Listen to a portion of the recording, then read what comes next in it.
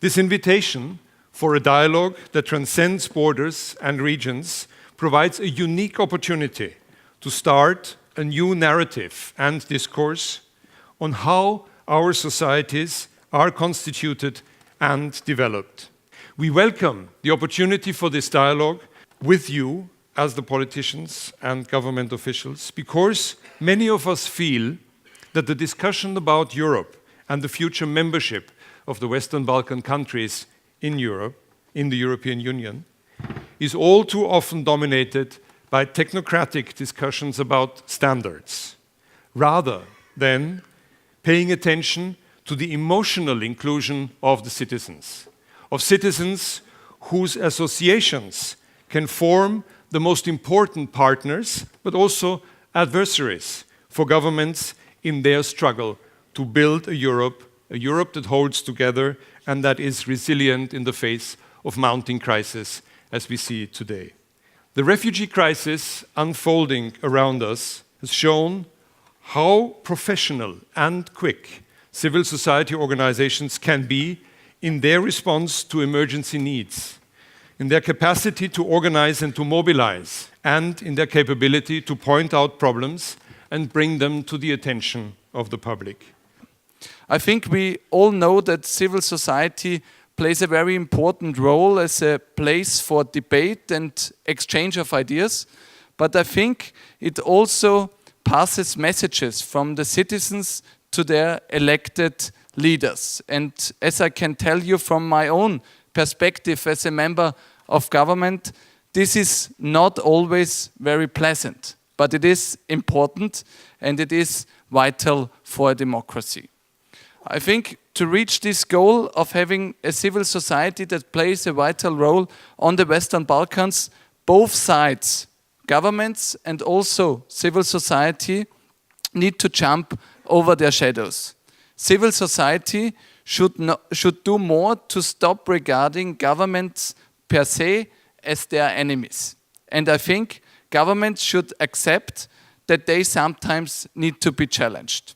I think both should see each other as necessary partners in a modern democracy. And I hope that this development will happen also on the Western Balkans in the future. And I hope that this event is also a next step in this direction.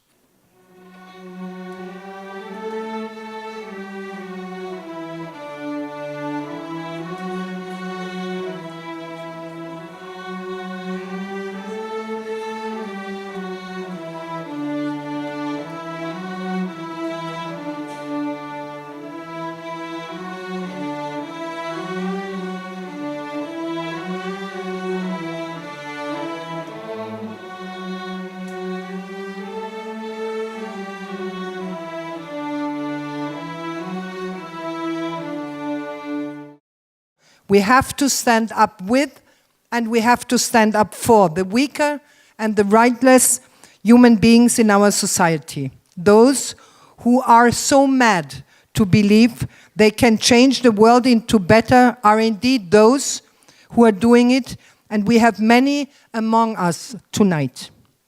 So, can we really talk about the rule of law if there is ever existing gap between legal alignment and the incorporation of women's rights standards into the policy frameworks and practices of law enforcement and judiciary? The issue of women's rights and gender-based violence is an issue of human rights. It's not a women issue. We heard that many times, and it really affects society as a whole.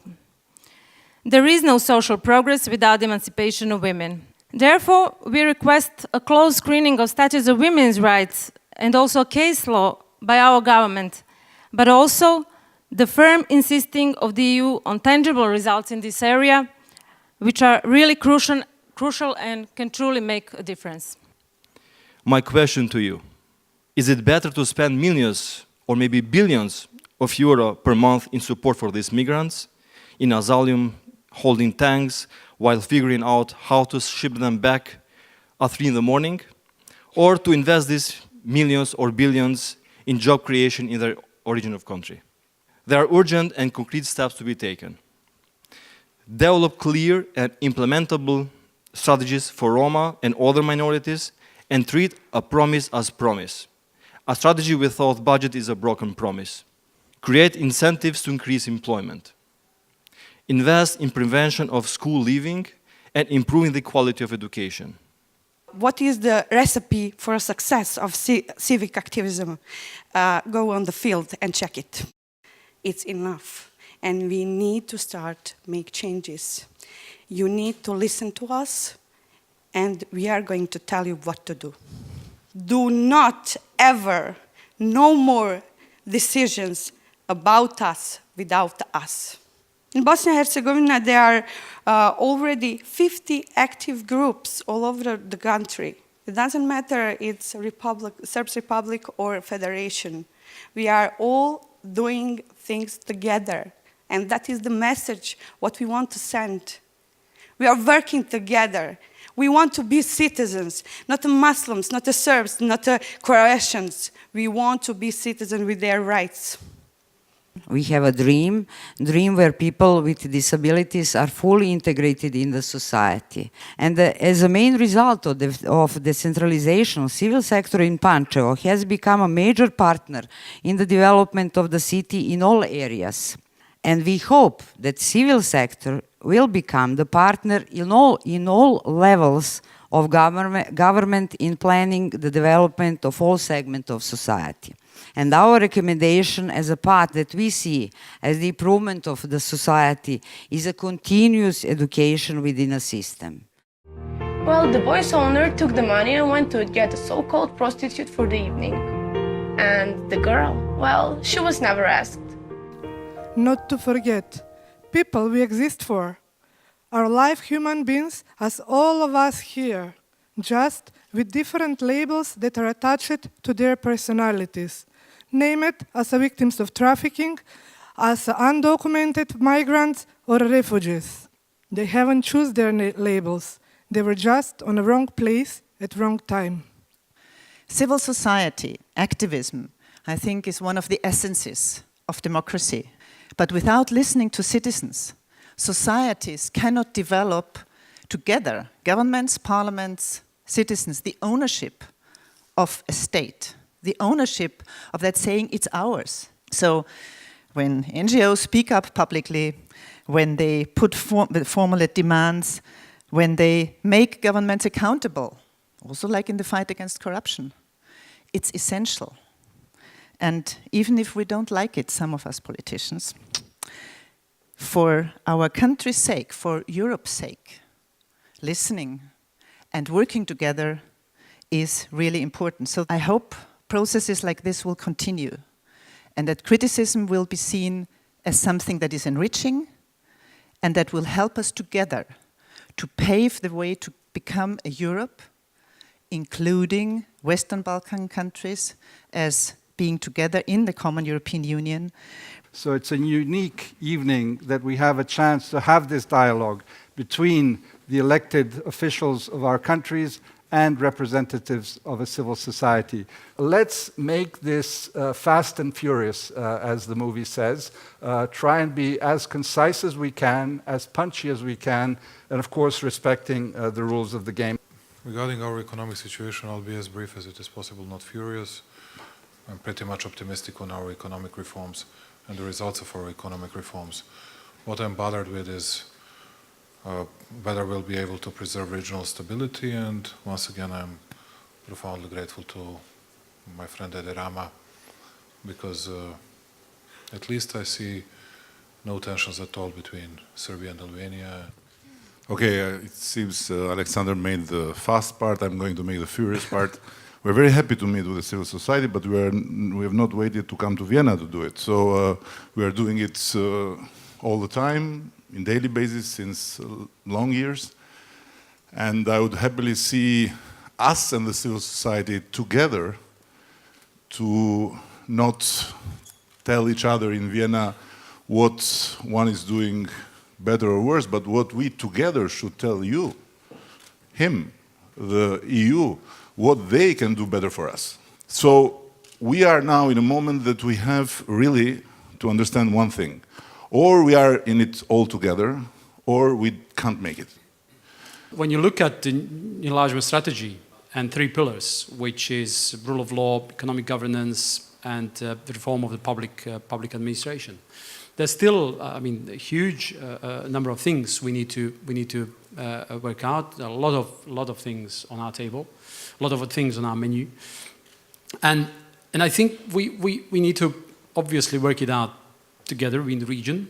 As not only is there experience we can share and we can exchange, but there's also the only viable approach is through regional cooperation. You see, in Bosnia and Herzegovina, you will very hardly find anything that we will all agree on in Sarajevo, Mostar, and Banja Luka. There's one thing you will find. When you ask people if they are happy, if they are satisfied, how they live, they will tell you all the same. 20 years after the war, we expected to live much better. We expected to have better salaries, to have better pensions, to travel more, to be more independent, to be more free in every possible way. I think the biggest problem of the region and biggest problem of my country is the corruption. And I think this can be an example where we and civic society, NGOs, can work together. I would like to stress that we are all Europeans, and many of us are already members of the European Union, and the others will join us sooner or later. But I think it's important to remind all of us that we are Europeans, and that Europe, the European Union, is a project which is not only an economic project, it's a value community, if you like. And sometimes I have the feeling Union is a little bit seen like a cash delivery machine or an insurance company or a saving bank, something like that. It's more.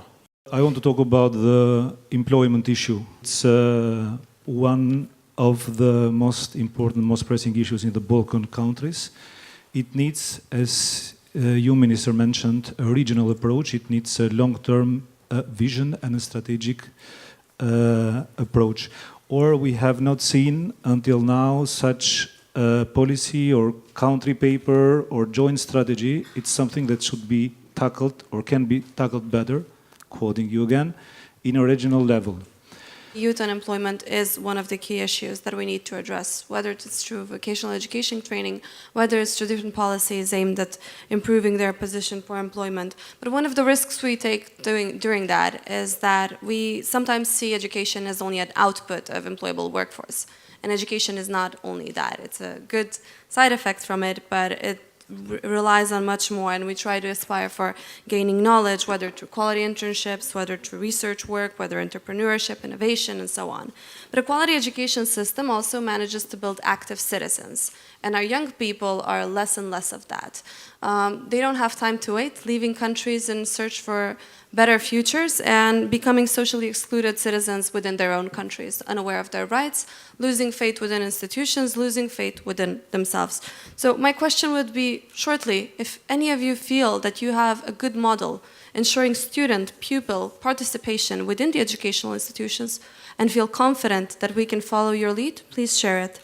Despite of the fact that Kosovo and Serbia have reached an agreement about the diplomas, we still see Albanians and Serbians, both from Kosovo and from Serbia, having the same problems getting the recognition of these documents of the education that they have already gotten. So it's still an obstacle for those who still have already have diplomas to find proper jobs and to be in a situation not to look for some other solution outside of Kosovo and or Serbia. Government might have power until masses rise. When masses rise, then the masses take over, and that's, they can bring down an empire. Now, one of the things that we have experienced is that we can push them to hear us. And so for about a year and a half, we've worked day and night. They have finally managed to hear us. It's just that they're not doing anything. We need what they've heard to be translated into actions. It's not enough that they keep promising stuff and things keep getting worse. We are complaining about one thing, they decide to start solving something that wasn't that much of an issue anyway. I think I can speak for the whole region when as you've heard from the stage as well, when I say that civil society activists do want to be heard and respected, and not just as human beings, but as someone who is taking an active role in the society. After all, these organizations usually exist because of a failure of a government. A significant issue must be, and significant commitment must be done by the governments across the region in order to create an environment that is supporting free journalism, that is supporting not only that, but is supporting the citizen who is not afraid to report the corruption. And the corruption, as we said, is the common and extremely important problem across the region. And I must say that so far our experience is that the government are not doing enough. We are not making an example that the life of the investigative journalist is not cheap.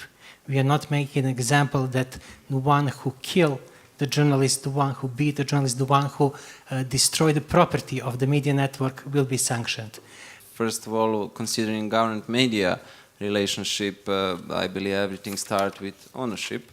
And the starting point is that the government right now must be excluded from any media of those, let me say, World Service type, like BBC has done what BBC World Service last year.